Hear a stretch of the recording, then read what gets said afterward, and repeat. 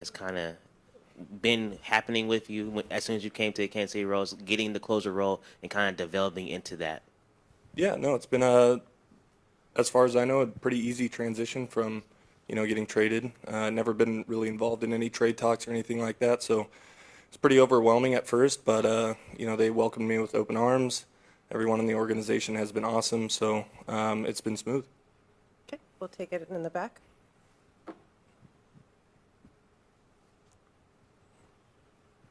Lucas, to be a closer, you sometimes have to have maybe a little screw loose, right? You have to thrive in situations that are very tough mentally and all that. And it's a very new role for you. I'm wondering if you had to adopt that mindset or if that's something that was kind of always in you as a baseball player when you were having different roles. Yeah, definitely.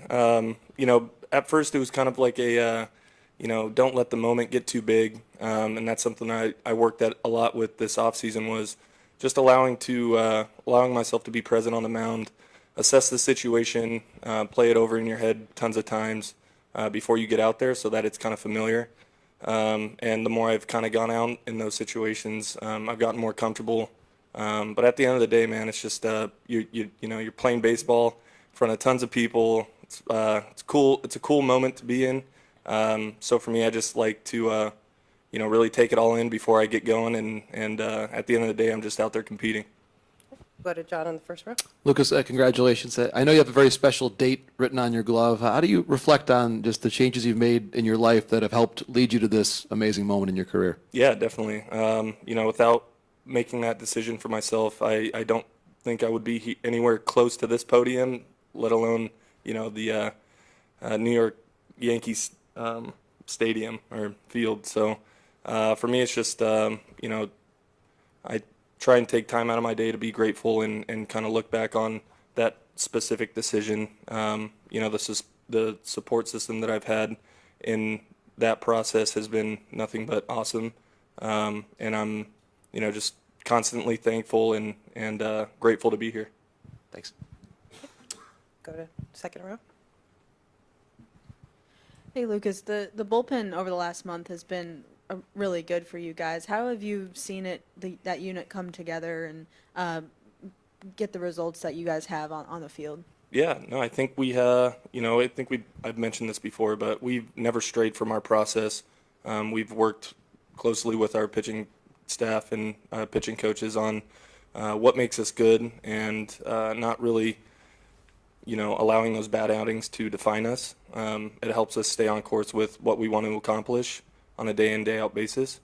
And, like I said, at the end of the day, it's just baseball. We're going to have our tough outings, but the more we can kind of stack on those good ones and really not get too high with those and not get too low with the bad outings, it puts us in a better spot to stay consistent. And I think we've done that pretty well the last month and a half going into the playoffs. So Okay, we'll take one more over here. Is there a detail that you feel like the coaching staff has been particularly attentive to that's allowed you to be your best self this season? yeah, I think we harp on a lot of the same things, and that's staying aggressive in the zone, beating or winning the race to two strikes, and just being efficient overall while we're on the mound. We don't want to nitpick too much. We don't want to pitch for the strikeout. We allow that to kind of happen organically. So as long as I think we stick with that process, we put ourselves in a good spot to create that success. Okay, Tyler, go ahead.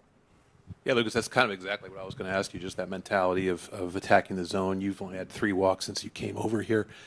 Every pitching staff, I'm sure, everywhere in baseball wants to limit the walks and be aggressive. How are you guys able to do it, and what's the key to doing that, especially when you're facing guys like Judge and Stanton who walk a lot, or Judge and Soto? Sure, yeah. I think for me personally, I kind of started my professional career as a hitter, so even when I started pitching again, I kind of understood that hitting is definitely a little harder than some of these guys make it look, right? So for me specifically, I think that keeping that in the back of my head and knowing that, I have a hard fastball and some decent secondary stuff that I can throw for a strike, it's going to kind of make the hitters guess what's coming. So I think, kind of keeping that in the back of my head is an important thing. But like I said, we work a lot on harping on the same 2 or 3 things, and that's staying aggressive in the zone, and letting the baseball take care of itself. Okay, Jalen in the front row. Lucas, how much have you leaned on Will Smith, being that he was a closer in his own right, and how's he helped you kind of develop into this role? Yeah, absolutely. Will's been a great teammate. I think the first thing he said to me when I introduced myself to him is, he's like, "Hey, I'm the strongest guy on the team." So immediately it was just like a breath of fresh air. A guy that's not gonna be out there and taking everything super seriously. He's been around 10 plus years, right? So he knows what it takes. He knows how hard it is to pitch at this level. So just having him kind of be the bright light in a chaotic atmosphere that we end up pitching in.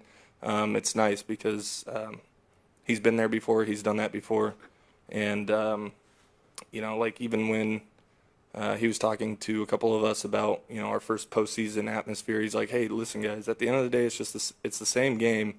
It's just going to be a little bit louder. So just think about it that way. Don't think about anything else, and trust your stuff. You're gonna be fine." And I think that's helped a lot. Okay, take a couple more. John, go ahead. Lucas, you referenced a moment ago your time as a position player. I wonder, could you offer a scouting report of yourself as the hitter, and did you ever dream of doing both concurrently as a two-way player? Yeah, of course. I think when I first started pitching, I was trying to do the two-way thing, and I wasn't prepared physically. I wasn't prepared mentally for that type of physical demand. But I think if I were to guess to say whether I'd be a better pitcher or a better hitter against myself, it would definitely be the pitching side would dominate because I couldn't hit a changeup to begin with, right? And I'd like to think that my changeup's pretty good. I think it's one of my better pitches, so I'd put myself in a pretty easy 0-2 count and then kind of toy around. So yeah, it would be pretty funny, but yeah. Fourth row. You got it already? Okay. Anything else for Lucas? All right. Thank you for the time. Really appreciate it. Thank you guys, appreciate it.